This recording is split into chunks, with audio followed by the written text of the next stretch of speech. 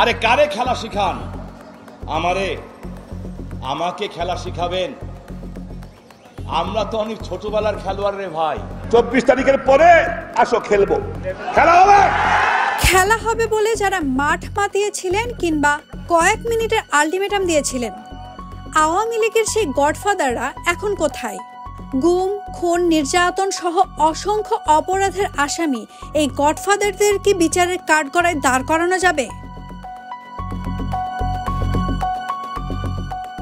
শেখ হাসিনার ভারতে পালিয়ে যাওয়ার 1 মাস পরে দিল্লির নিজামুদ্দিন আউলিয়ার মাজারে দেখা যায় শামীম ওসমানকে।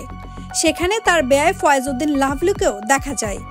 এর ঠিক মাসখানেক পরেই শামীম ওসমানের আবারও দেখা মেলে দুবাইয়ের এক শপিং মলে। স্ত্রীকন্যা সহ শপিং করছিলেন তিনি। হত্যা, সন্ত্রাস, চাঁদাবাজি সহ অসংখ্য অপকর্মের অভিযোগ রয়েছে শামীম ওসমান সহ ওসমান পরিবারের বিরুদ্ধে। 5 আগস্ট গণ অভ্যুত্থানে নারায়ণগঞ্জ থেকে পালিয়ে যান শামীম ওসমান ও তার ক্যাডার বাহিনী।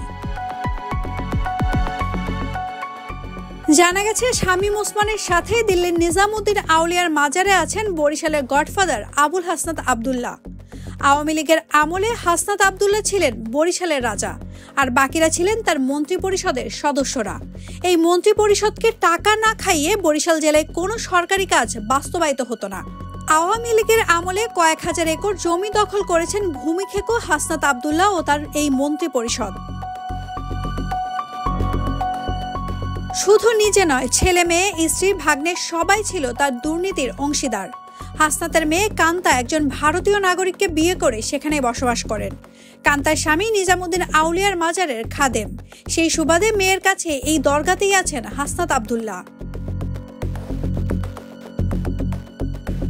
গত 5 আগস্ট শেখ হাসিনা ভারতে পালিয়ে যাওয়ার পরেই আওয়ামী লীগের গডফাদাররাও পালিয়ে যান। জানা গেছে 70 জন এমপি সহ আওয়ামী লীগের প্রথম সারির 200 নেতা পশ্চিমবঙ্গে আছেন। ভারতের অন্যান্য প্রদেশেও আছে আরো কয়েকশো নেতা।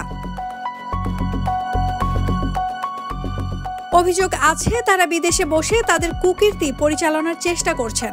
এছাড়া কুকীর্তির হিস্সাদার ও ভারতীয় বিভিন্ন সংগঠনের সহযোগিতায় বাংলাদেশকে অস্থিতিশীল করার চেষ্টা করছে। এছাড়া আগামী মার্চ মাসে দেশকে অস্থিতিশীল করতে সোশ্যাল মিডিয়ায় গুজব ছড়াচ্ছে। তাই এই গডফাদারদের দেশে ফিরিয়ে এনে বিচারে মুখোমুখি করা অত্যন্ত জরুরি বলে মনে করেন পর্যবেক্ষকরা।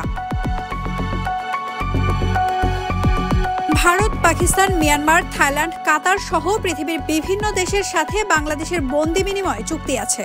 ফলে বাংলাদেশে অপরাধ করে যারা এইসব দেশে গিয়ে পালিয়েছেন সহজেই তাদেরকে ফিরিয়ে আনা যাবে। চুক্তি অনুসারে ফৌজদারি বা দেওয়ানি যে অপরাধে 1 বছরের বেশি সাজা হতে পারে সেই আসামিকে অবশ্যই বিচারের জন্য দেশে পাঠাতে হবে। কেবলমাত্র রাজনৈতিক অপরাধের মামলা হলে সেই অপরাধীকে ফেরত পাঠাতে সংশ্লিষ্ট দেশ বাধ্য নয়।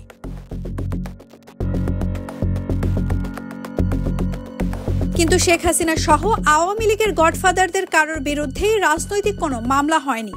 সবগুলোই সুনির্দিষ্ট অপরাধে, গুম, খুন, নির্যাতন, দুর্নীতি, টাকা পাচারের অভিযোগ। সরকার চাইলে এই আসামিদের দেশে ফিরিয়ে এনে বিচারের মুখোমুখি করা সম্ভব।